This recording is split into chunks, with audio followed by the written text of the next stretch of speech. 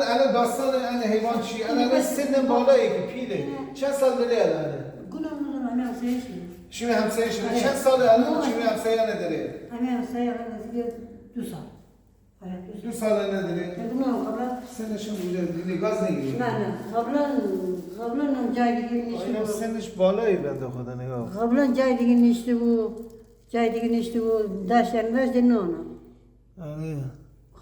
یعنی سوت احتمال داره احتجام مثلا پیدا بگودی بی یا دوستی باستی بی نه سوت زایده من این سوت دوای ما خودی از طول کشی کنی از این؟ طول کشی به دوات خود طول کشی میکنه ازش توی داد ازش طول کشی میکنه چرا آقا مشتی؟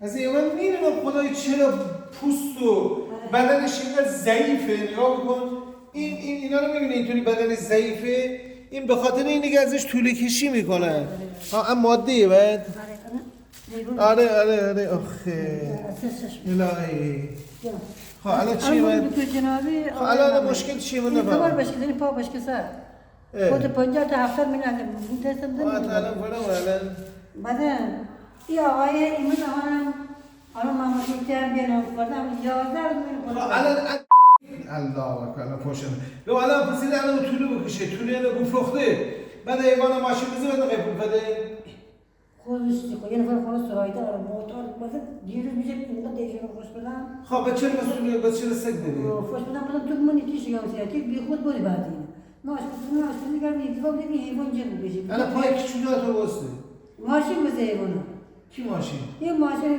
تو بدم پیدا آره از نه این زنگی داره زد کلاسیش مدرسه بشه سو اشاره این باشه جامعه بشه مدرسه ما در نه بشه مدرسه ایوان در بعد ما جلسه ماشین جلسه موتور میره دست قاشق میده بزرگی جلسه ایوان نجات دارم بالا بردم اما خانم بدرشم تا او بابا بیدا بود میشه دارم بدون تشام نشیمش کنترل چی واسه بدون باقات تو بود نه من دوست دارم تو ایوان دوست داری بعد این بچه این کو و پس اون زمان رو این دیدن من بس بچه این کارا ستا بچه این داره یه دونه شوهر این داره ایوان از میشه میگه خود ما پای شرط داشتم اونجوری بشه ما 2 تا دیگه اومدن الان یعنی به جز از سگ الان شوهر و با سگ زاکم باز داره آره داره چی بکنه بفروش عجب بخدا انا با دکتر جنابی تمام سن نازی الان دکتر چی بوده بوده این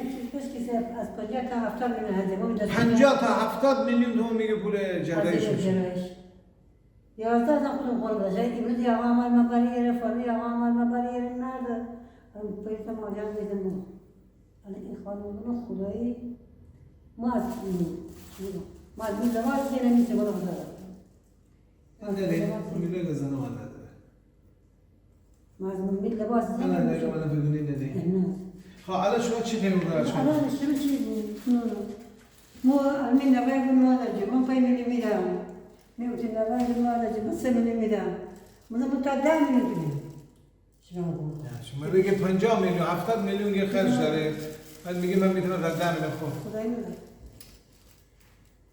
اسیری مغارم اگه داشتم واسه بخدا حالا باش به بچه‌ها بگو بیان ببرن بزن توی اتاق الان چون الان شالوان میزنم دارم بزنم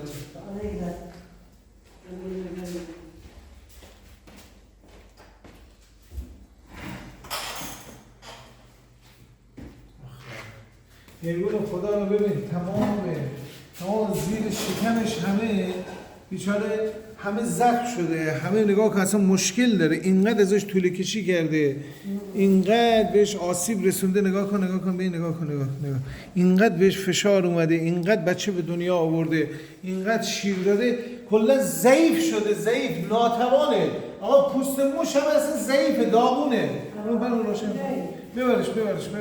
ببرش بالا بهش اتاق بده تا یکم بهش برس آره بیچاره رفته بهش غذای ریز بده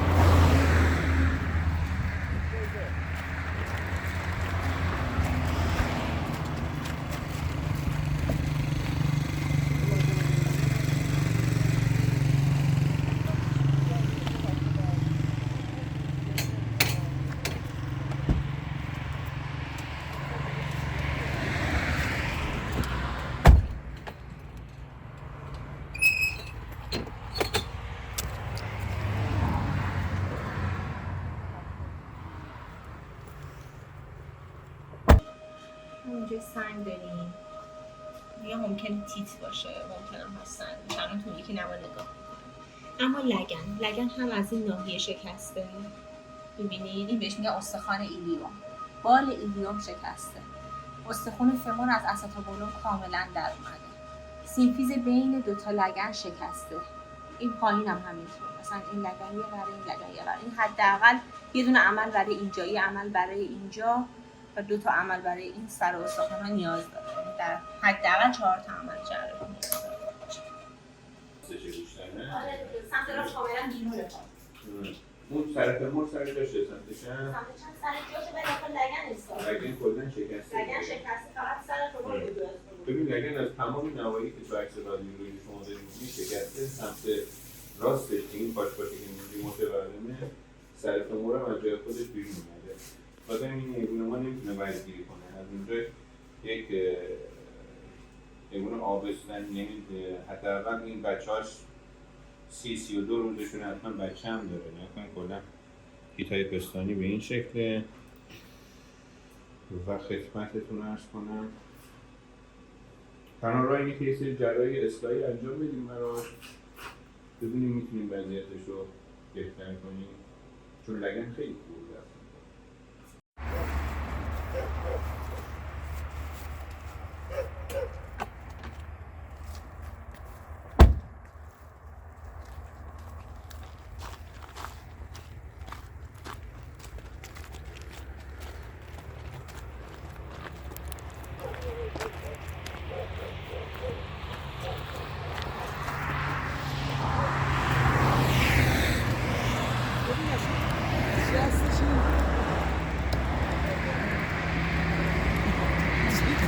اصلا خوشگل نیست ها.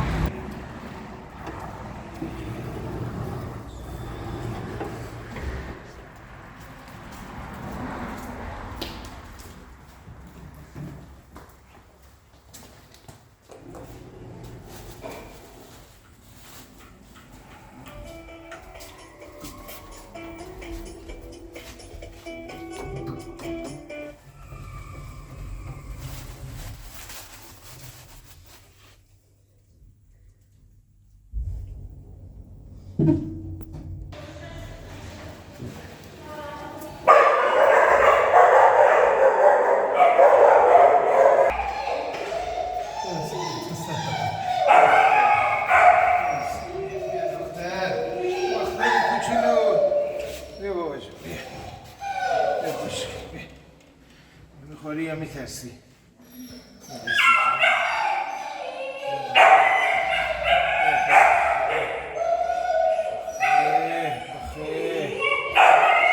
انشالله میشه استراحت کن بابا، استراحت کن. این چی کوچولی آقا، نگاه کن. این الان حیوان خدا از 4 جا گفته لگنش شکسته نه؟ اینطور که دکتر با من تماس گرفت گفت قبل از اینکه بچه‌ها بیان، گفته که از 4 جا استخون شکسته و خیلی بدم شکسته. به من اینطور گفت قول نمیدم که 100% خوبش کنم و حتی احتمال قطعی پاشم هست، ولی تلاشمون رو میکنیم که ببینیم آیا حالا متخصص بیاد، جراح متخصص بیاد، ببینیم که آیا میشه پاشو کلا جراحی کرد و همه استخونا رو دوباره به حالت اولیه برگردون یا نه. توکل به خدا، حالا بریم جلو ببینیم چی میشه. بچه داغون شد آقا، با اون جونش ماشین از روی لگنش راه بره، خب معلومه داغون میشه بیچاره. آقا جونی نداره، یه دوچرخه بهش بخوره له میشه، حالا تا چی بشه ماشین. اوخی بخواب بابا جون، بخواب براش دعا بکنید. دم شما گرم. اینم همون خانومی که اول فیلم دیدید دیگه، همون خانومی که اون یکی بچه تریره رو که چند روز پیش فیلمشو پست کردم آورده و همون حرفها و همون توجیهات و همون توضیحات رو گذشته که بله در روستا یه صاحب داشته و ازش توله کشی میکرد، ماشین از رو پاش رد شد و الان گفته من دیگه نمیخوام و هیچ هزینه‌ای هم حاضر نیست بکنه. هیچ هزینه‌ای حاضر نیست، فقط داد به این خانم بیاره. هیچ هزینه‌ای حاضر نیست متاسفانه. حالا توکل به خدا، برامون دعا کنید. خداحافظ.